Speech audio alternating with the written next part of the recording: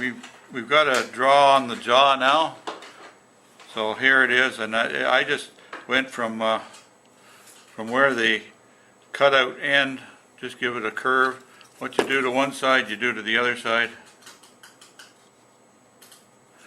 We'll draw that on. So then you got to decide on what kind of depth you have on that. And that's a toughie because they don't show a back view once again. But you can pick that up from the profile of the lower part of the body. See the lower part of the body here. You can continue that up then, and if I darken that in there. So that little bit of the neck has to be removed right on either side. So that then elevates the jaw by removing the wood on the inside here. It makes the jaw stand out. So we're gonna, whoop, it starts way down here.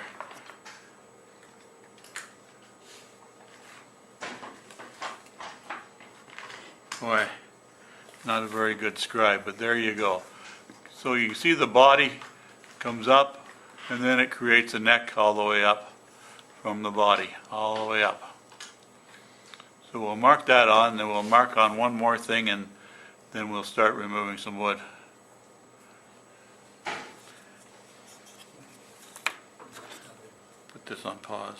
I'll go ahead now and mark the other thing on, and the other thing is, in order to create the hip, if you take a look at the diagram, you'll see where the hip comes up, and if that is turned a little bit, maybe you can see it better.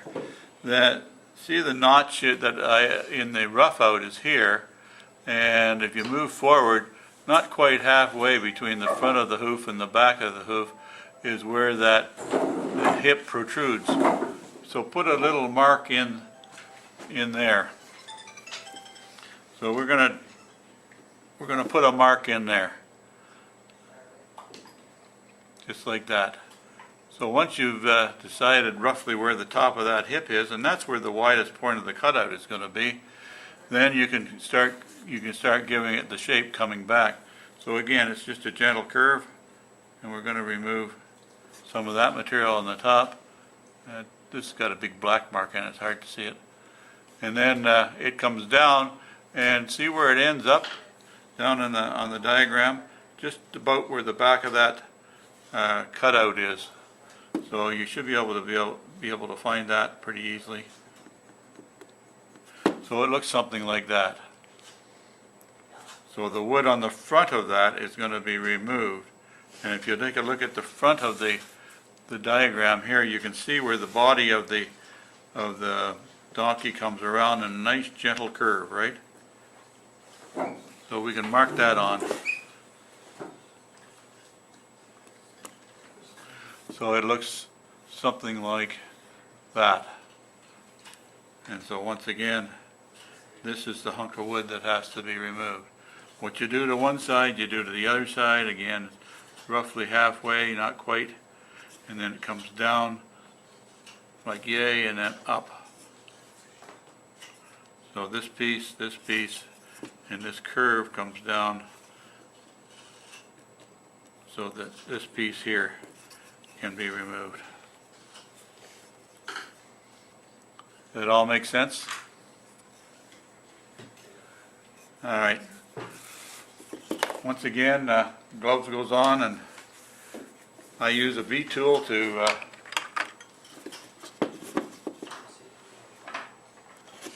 rough out to create my stop cuts.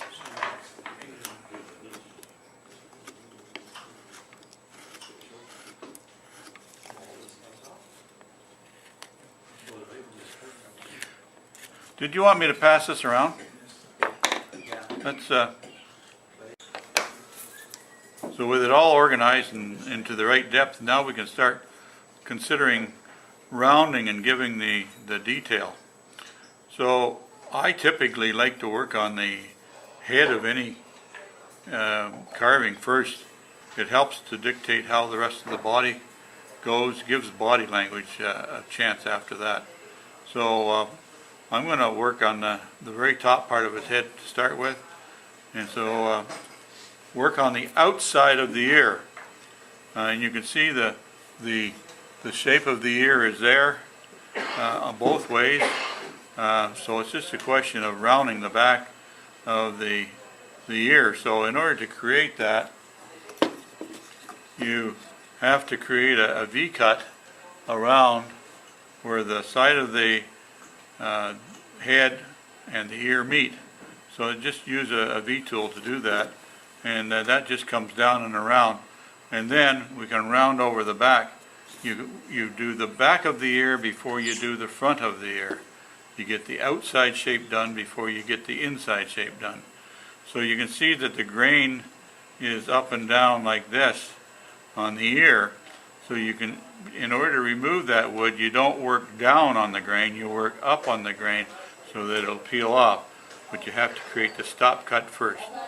So I'll set up that with a V-tool. A high-sided gouge would work as well, but just try and create a shape coming around here.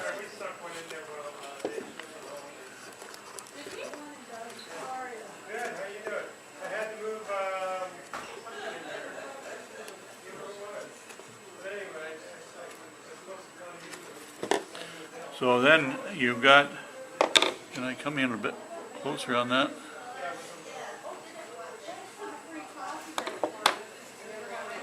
So you see I've just created this shape in here. Okay. Stop this. So once you've got the notch cut in behind the ear, then you can start shaping the back side of the ear. And I said earlier that you work your way up, but in order to create this curvature in here, you got to come down. I use the back side of a gouge to meet the V-cut.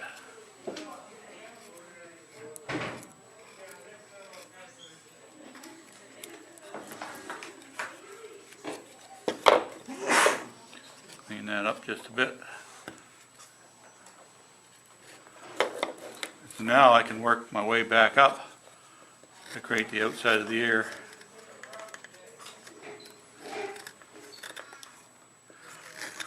I want to have a bit of a hollow right in this section here, so turn the gouge over to create that hollow.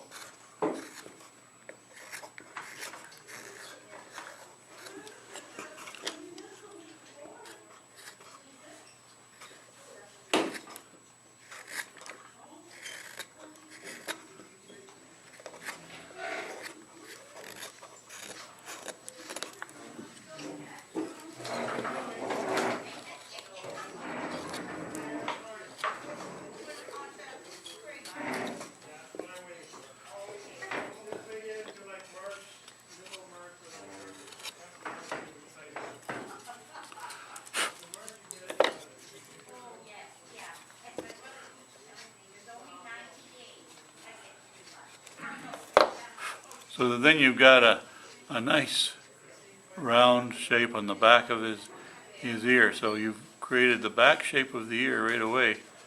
Might have to do a little more work coming around, but that's the general shape right there. Do the same on the other side. So this is what we're talking about. This tuft here can either be turned up or turned down. It can be whatever shape you want to make it. But either way, you've got to create a nice little V-cut that comes around, and notice that it ends up at the side of the ear. That's the same in the diagram. He's a little bit lower here in the diagram. He stopped his ear a little bit higher. I kind of favored turning that up. Oops, fine. Turning that up so that it gave me more room to put an eye in here later. Okay, so the same thing applies here on the rough out. I'm going to curve this so that it comes right around, and the curvature starts right dead center, comes right around. Okay, So again, it's just a V-tool to create that shape. So in the lower part of that tuft, we're going to come around, and I like to have it join on to the ear. It kind of gives the a bottom part to the ear. So it's just a little V cut in there, just like yay. Put my glove behind it so you can see it better. Same on the other side.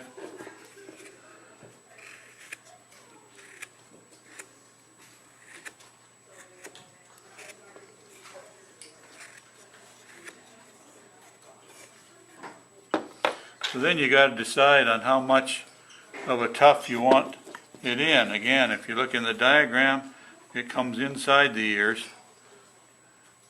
So I'm going to manipulate that a little bit. Keep in mind that this ear has to come down and spray a little bit. So I'm going to give him a fair bit of material on both sides so that when I remove the wood on both sides, I've still got a lot of material to work with.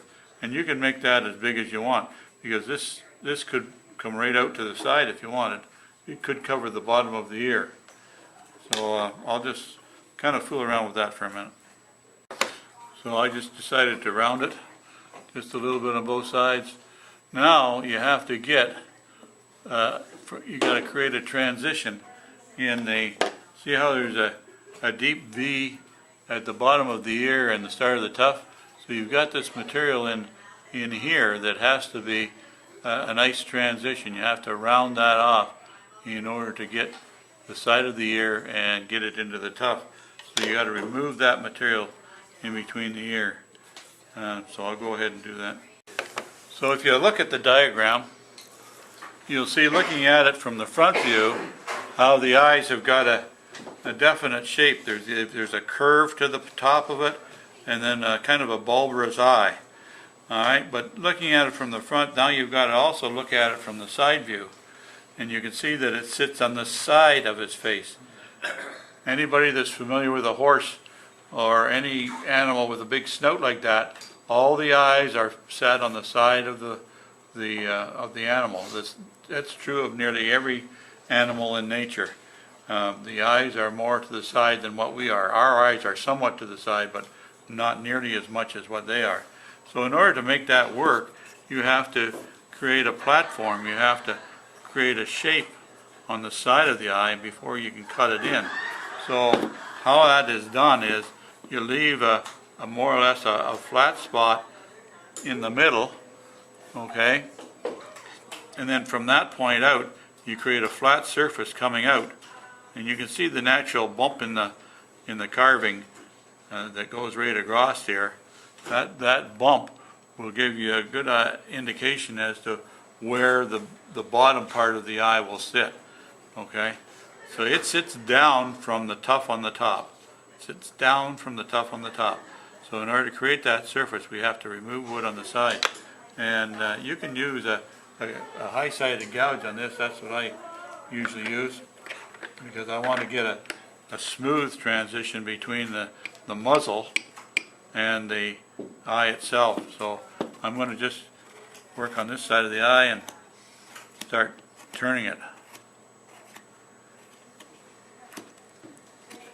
Then you can use a V-tool or a flat gouge. A number 3 would work very good in there too, to turn the eye. So can you see where that now is turned?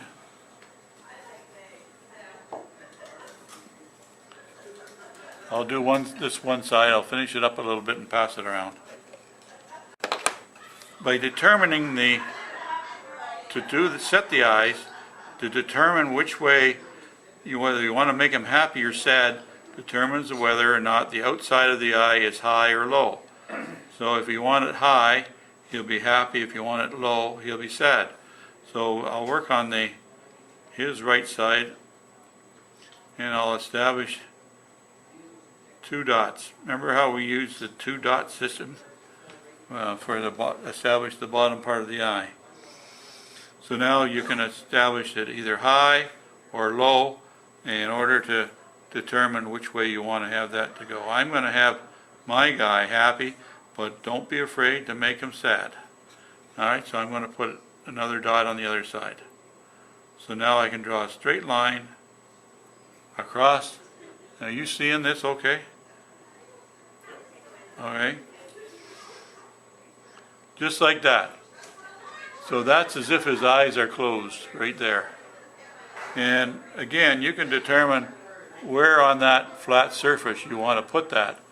If you put it low, it gives them a different feel as well. Alright, so that's as simple as you can get for that part of the eye. So then I picked a number 3 gouge, or number 3 or number 5 would work, and I'm going to put a straight cut in there. I'm just going to use a straight cut to establish that shape. If I can find the one I want to use here, I'd be all set. Now you could do it with a knife as well if you want, but the gouge has got the right shape. So this is a fairly narrow one, so I'm going to have to put it in twice in order to create that stop cut. Okay, just like that. Come back down here so I can hang on to it better.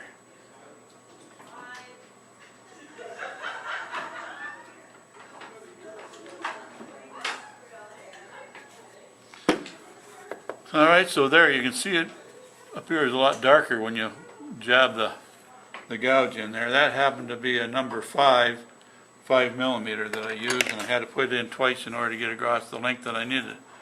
So then it's just a question of creating the curve on the bottom that we need. Okay?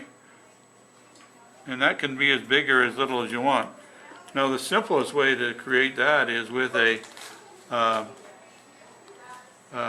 number 11 high-sided gouge, but you could use a number 9 or a number 8. It would determine which way you want. And once again, we're going to push that in, but get the shape. So the trick on this is to establish the bottom of the eye. So I create an extra line on the bottom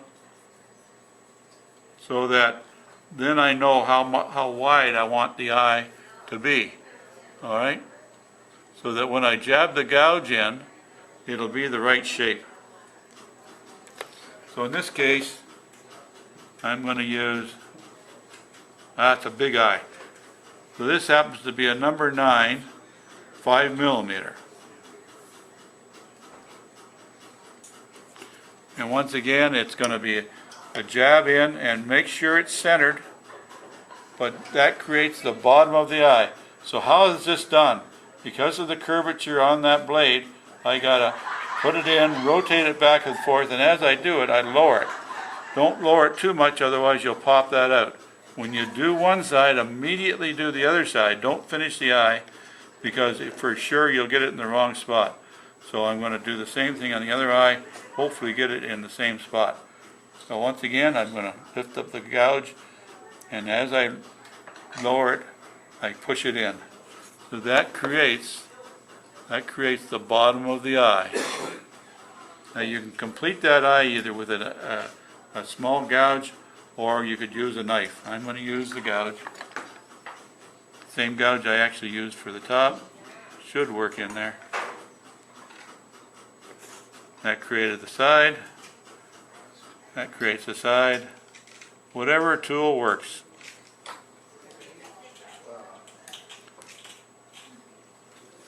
So all you did is create a stop cut around the entire eye.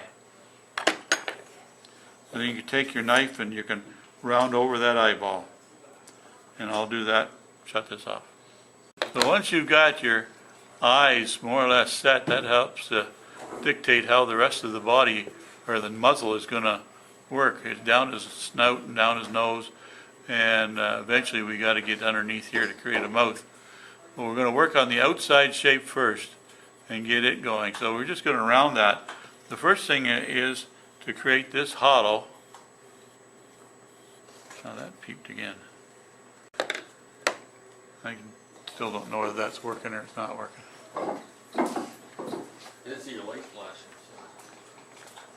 maybe. Flash it again. No, it is. It's recording. It's recording now? Yep. Okay. So now what I'm going to do is create this hollow through here. This is more or less a really flat hollow. There's not many flat pieces on any human or animal for that matter, but it helps to exaggerate the muzzle if you create a nice hollow on both sides here. So I'm going to do that. I got a number 5 10 millimeter that I'm going to work on, and just create a nice smooth shape coming through here. Get rid of all those saw cuts. You might want to use a number 7 might work in there better. Matter of fact, I might switch that to a 7 for in here.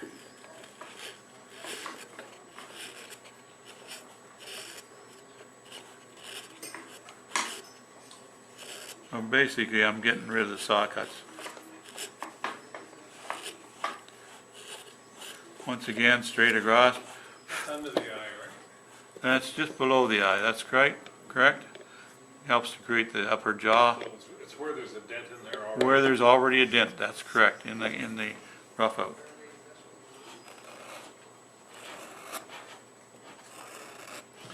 Remember, what you do to one side, you do to the other side. You're like me, if you don't do it right away, you forget, and then one side is not quite the same as the other. Use the same tools. And I'm going to go with my big old gouge again, and now I got to start rounding, getting rid of some of these edges. So I use it upside down. This is a number 5 20 millimeter.